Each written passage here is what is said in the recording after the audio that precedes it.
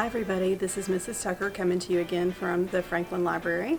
We're going to talk today about some new study strategies because it's less than 3 weeks until exams start, so we want to make sure that you're ready. Last week we talked about what you should be doing right now to get ready for exams, and today we're going to talk about learning strategies that you should use to start studying for your exams. So some examples of some learning strategies that are really effective are mnemonic devices. So for example, in your math classes, you may have learned the word FOIL, which means first, outside, inside, last. And that's how you learn to do order of operations for certain mathematic functions. There's also handwriting your notes. A lot of studies have shown that handwriting notes does something to help your brain remember them better than just reviewing them if they've been typed up.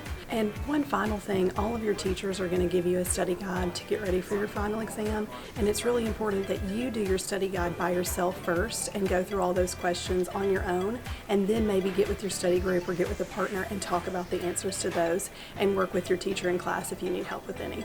So we'll have one more video series before exams. Good luck, guys. Hey Franklin, what I have always done when I study for tests is I take my notes, I rewrite my notes by hand, and then I go through with different colored highlighters and I color code and organize using different colored highlighters. So even if your teacher has given you a PowerPoint or given you printed notes, it really is helpful to go through, rewrite, and then highlight and color code just to really get that information cemented into your brain, because research does show that when you write things out, you remember them better. So that is my trick for studying for tests. When I'm getting ready for a big test, I like to make flashcards with the key ideas of the material, and I just look over those until I feel like I really know it. When I'm studying, I look at notes I've taken in class, and I don't highlight them originally, but later on I'll go through and I'll highlight what stands out to me.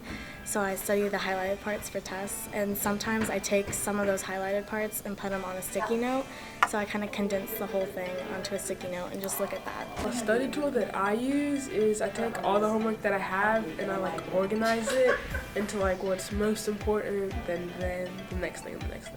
I'm Miss Sawyers, and my study tips are, first of all, do your study guide, work on it by yourself, and then maybe work on it with a friend so you can quiz each other.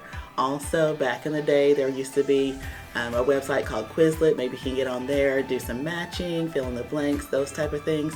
Also, don't wait till the last minute. Make sure you give yourself enough time to process the information and get into long-term memory. Good luck on your exams.